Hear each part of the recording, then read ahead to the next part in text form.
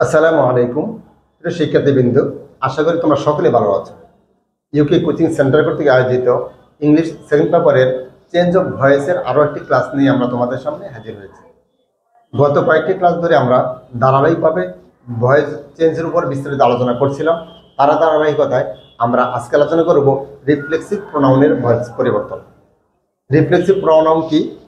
Active ভয়েসে object reflexive pronoun যেমন my self, our self, your self, your selves, himself, her self, them selves, it self, অর্থাৎ এইগুলো যদি object হিসেবে থাকে, আমি আবার কথাটা বলি, অ্যাক্টিভ ভয়েসে যদি এই রিফ্লেক্সিভগুলো যদি অবজেক্ট হিসেবে থাকে, তাহলে ওই রিফ্লেক্সিভ যুক্ত সেন্টেন্সকে আমরা কীভাবে ভয়েস পরিবর্তন করব, আজকের ক্লাসে আমরা সেটাই আলোচনা করবো ইনশাআল্লাহ।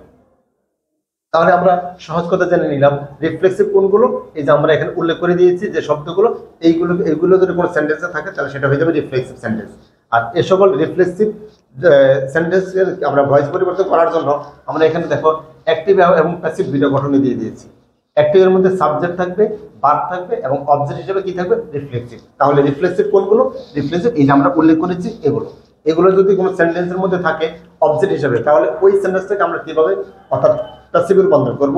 আমরা এটাকে প্যাসিভ রূপান্তর করব, আমাদের যে সাবজেক্ট আছে সাবজেক্ট থেকে যাবে, সাথে টেন্স অনুযায়ী আসবে আমাদের অক্সিলারি ভার্ব, এরপরে ভার্বের পাস্ট পার্টিসিপাল ফর্ম যেটাকে আমরা সংক্ষেপে বলে থাকি ভি3, এরপরে বাই, এরপরে রিফ্লেক্সিভ প্রোনাউন যেটা অবজেক্ট হিসেবে থেকে থাকবে সেটাই পরিবর্তন হয়ে আবার প্যাসিভে চলে আসবে।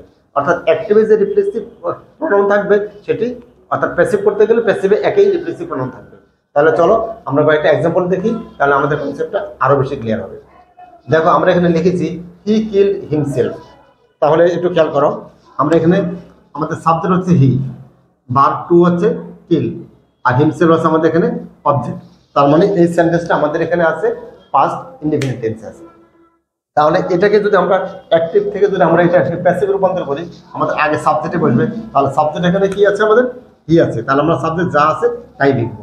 এরপর আমাদের লিখতে হবে অক্সিলারি ভার্ব। এটা যেহেতু পাস্ট ইনডিফিনিট টেন্স আছে, তাহলে আমরা ওই যে অক্সিলারি ভার্ব পরিবর্তনের মধ্যে আমরা দেখেছিলাম অ্যাক্টিভের মধ্যে যদি অক্সিলারি ভার্ব আমরা কি বলে পাস্ট ইনডিফিনিটে অক্সিলারি ভার্ব আমাদের প্যাসিভের মধ্যে বসে ওয়াজ অথবা ওয়ার। তাহলে এটা যেহেতু পাস্ট টেন্স আছে, সাবজেক্ট থার্ড পারসন আছে, তাহলে আমাদের কি বসবে? ওয়াজ বসবে। তাহলে হি ওয়াজ। এরপরে বলছে ভার্ব 3, তাহলে কিলের পাস্ট পার্টিসিপাল ফর্ম হচ্ছে কিল্ড, এখানে কিল্ড করাই আছে, আমরা কিল্ড লিখে ফেলবো।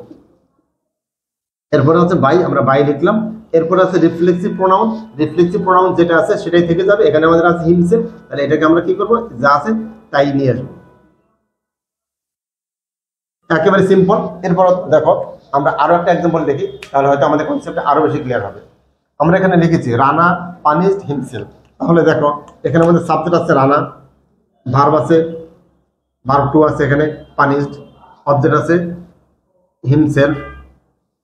এখন দেখো এটাকে আমরা কি করব? অ্যাক্টিভ থেকে প্যাসিভ রূপান্তর করব।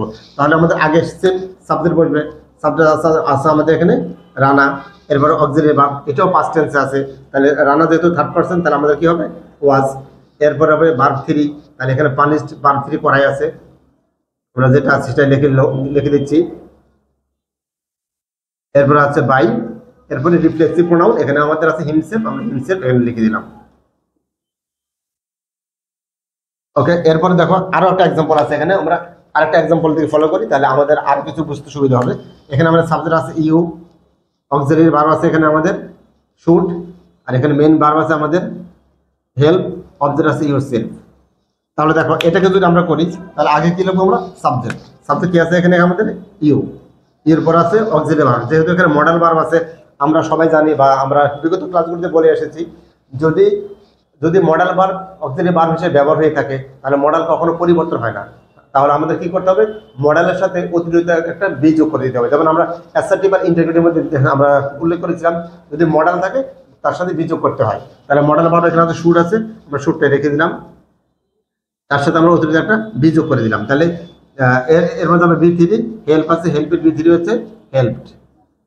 এরপরে বাই, এরপরে সাবজেক্টের এখানে অবজেক্ট আছে আমাদের এখানে রিফ্লেক্সিভ ইউরসেলফ, আমরা ইউরসেলফ লিখে দিলাম।